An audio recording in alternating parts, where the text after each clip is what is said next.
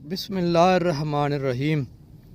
मशहूर मौरख़ इब्न Jarir Tabari कहते हैं कि मैं एक साल हज के ज़माने में मक्का मुकर्रमा में था तो मैंने खुरासान, उस दौर में खुरासान ईरान और अफ़गानिस्तान समेत इर्द गिर्द के कई ममालिक को कहा जाता था से आए हुए एक शख्स को ये ऐलान करते हुए सुना।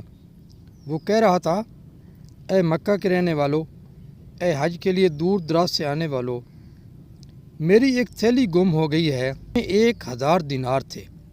जो शख्स भी मुझे वो वापस कर दे तो अल्लाह ताला उसे बेहतरीन जज़ा दे और जहन्नम से आज़ादी अता करे। दिनार सोने का सिक्का होता था और आजकल के हिसाब से उसका वज़न 4347 ग्राम बनता है। इस तरह अंदाज़ा कर लें कि 1000 दिनार अच्छा खासा सोने का ख़जाना था। ये ऐलान सुनते ही मक्का मुकरमा के एक बूढ़े साहब उठे और उन्होंने उस ऐलान करने वाले को मुखातिब करके कहा, ए खुरासानी भाई, हमारे शहर के हालात आजकल बहुत ही दगरगू हैं। हर तरफ कैद साली ने डेरे डाले हुए हैं, मजदूरी के मौके भी न होने के बराबर हैं। फ़क्र व गुर्बत का दौरा है। आपके लिए मेरा मशवरा यह है कि आप उस शख्स के लिए जो आपका माल लौटा दे कुछ इनाम का ऐलान कर दो। मुमकिन है कि वो माल किसी फ़कीर और मोहताज के हाथ लगा हो, तो जब वो इनाम का ऐलान सुनेगा तो आपका माल लाकर दे देगा ताकि उसे भी हलाल तरीके से कुछ दिनार मिल जाएं। खुरासानी शख्स ने पूछा, आपके ख्याल में ऐसे शख्स का इनाम कितना होना चाहिए? मक्का मुकरमा के रहशी उन बुज़ुर्ग उम्र शख्स ने कहा, 1000 दिनार में से कम 100 दिनार तो होने ही चाहिए। लेकिन खुरासानी शख्स उस पर राज़ी नहीं हुआ और उसने कहा, मैं अपना मामला अल्लाह ताला के हवाले करता हूँ। आज मुझे माल ना मिला तो कोई बात नहीं, रोज़े क़यामत तो मिल ही जाएगा।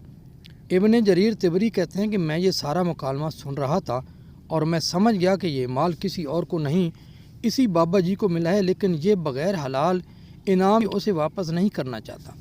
शायद ये बहुत मोहताज और फ़कीर है। मैंने अपने शक को यकीन में बदलने के लिए और असल सूरत हाल समझने के लिए उसका पीछा किया कि ये कहाँ जाता है। वो बाबा जी अपनी जगह से उठे और मक्का मुकरमा एक पुराने मोहल्ला के कच्चे घर में दाखिल हुए। इब्न जरीर तिबरी बाहर कान लगाकर सुन रहे थे।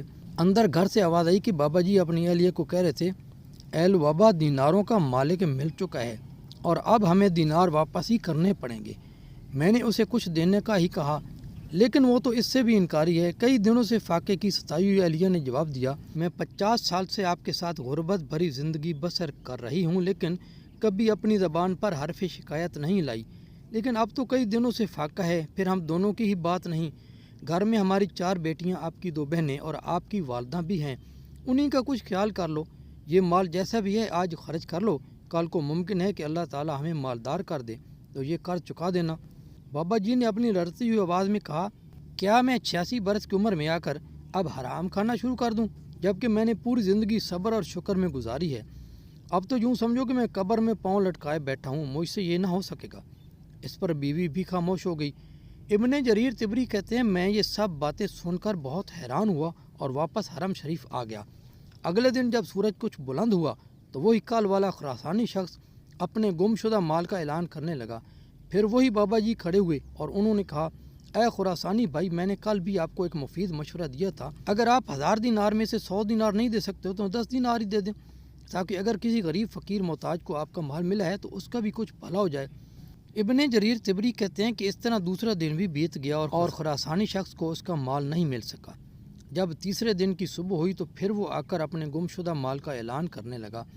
अब फिर वही बाबा जी खड़े हुए और उन्होंने कहा, खुरासानी भाई, मैंने परसों आपको 100 दिनार इनाम का ऐलान करने का मशवरा दिया था, लेकिन आप नहीं माने। कल 10 दिनार का मशवरा दिया, उस पर भी आपने इनकार कर दिया। चलो 1 दिनार इनाम का ऐलान कर दो। मुमकिन है कि जिस गरीब को माल मिला है उसके घर में कई दिन से फाका हो, तो वो 1 दिनार से अपने अहल व अयाल के लिए कुछ खाने का ही इंतज़ाम कर लेगा। खुरासानी शख्स फिर बड़ी तंग दिली का मुजाहरा करते हुए कहा कि मैं 1 दिनार भी देने के लिए तैयार नहीं हूँ। अपना माल लूँगा तो पूरा लूँगा, वरना रोज़े क़यामत ही फैसला होगा। जब बाबा जी ने यह सुना तो उनका पैमाना सब्र लबरेज हो गया और उस खुरासानी शख्स का दामन अपनी तरफ खींचते हुए कहा, मेरे साथ आओ कि मैं तुम्हारा माल वापस कर दूँ। अल्लाह की कसम, जब से ये माल मुझे मिला है मैं एक पल भी सुकून की नींद नहीं सो सका हूँ। इब्न जरीर तिबरी कहते हैं कि मैं भी चुपके से उनके पीछे पीछे चल दिया। بابا جی اپنے گھر میں داخل ہوئے، دینار لیے اور باہر نکل کر وہ سارے دینار اس خراسانی شخص کو دیتے ہوئے کہا، اللہ تعالیٰ مجھے معاف کر دے اور اپنے فضل سے ہمیں رزق عطا فرمائے۔ مجھے ان کے پیچھے گھر سے رونے اور سسکیوں کی آواز صاف سنائی دے رہی تھی کہ سب کئی دن سے فاقے سے تھے۔ اس خراسانی شخص نے تسلی سے اپنی دینار گنے اور روانہ ہو گیا۔ ابھی وہ تھوڑا ہی آگے گیا تھا کہ اچانک مڑا اور ان بابا جی کی کنیت سے انہیں مخاطب کر کے کہنے لگا، اے ابو غیاث، میرے والد کا انتقال ہوا تو انہوں نے اپنی میراث میں 3000 دینار چھوڑے تھے اور وصیت کی تھی کہ شرعی طریقے پر اس کا تیسرا حصہ یعنی 1000 دینار فقراء اور مساکین پر صدقہ کر دیے جائیں، اور میں مکہ مکرمہ سے یہ مال اسی نیت سے لایا تھا کہ کسی فقیر اور محتاج کو دے کر اپنے لیے اور اپنے مرحوم والد کے لیے دعا کراؤں گا۔ مجھے اس سفر میں آپ سے زیادہ سفید پوش کوئی نظر نہیں آیا، اس لیے یہ مال رکھ لو اور اپنی ضروریات میں خرچ کرو۔ یہ سن کر ابو غیاث کی آنکھوں سے تشکر بھرے آنسو رواں ہو گئے اور انہوں نے خراسانی شخص اور اس کے والد مرحوم کو خوب دعائیں دی۔ پھر جب وہ خراسانی شخص وہاں سے جانے لگا تو میں بھی واپس ہونے کے لیے مڑا تو پیچھے انہی بابا جی ابو غیاث کی آواز سنائی دی، بیٹا رک جاؤ، میں پہلے دن سے دیکھ رہا ہوں کہ تم میرا پیچھا کر رہے ہو اور پورے معاملے سے باخبر ہو۔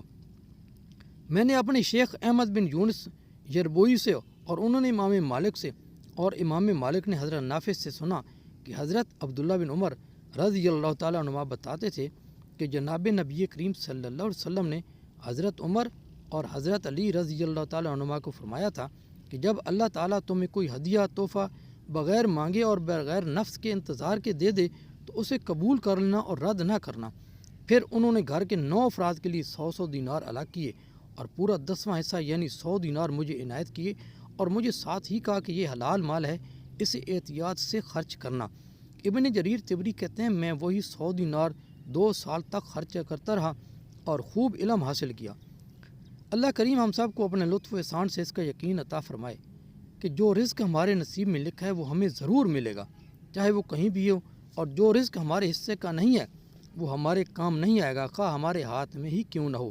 بس رزق حلال کے اہتمام اور حرام روزی سے بچنے کی یہی کنجی ہے، باقی رزق حلال کے لیے محنت، مسنون دعاؤں اور مقبول وظائف بھی بندے کو اللہ تعالیٰ سے جوڑنے کے ذرائع اور بہانے ہیں۔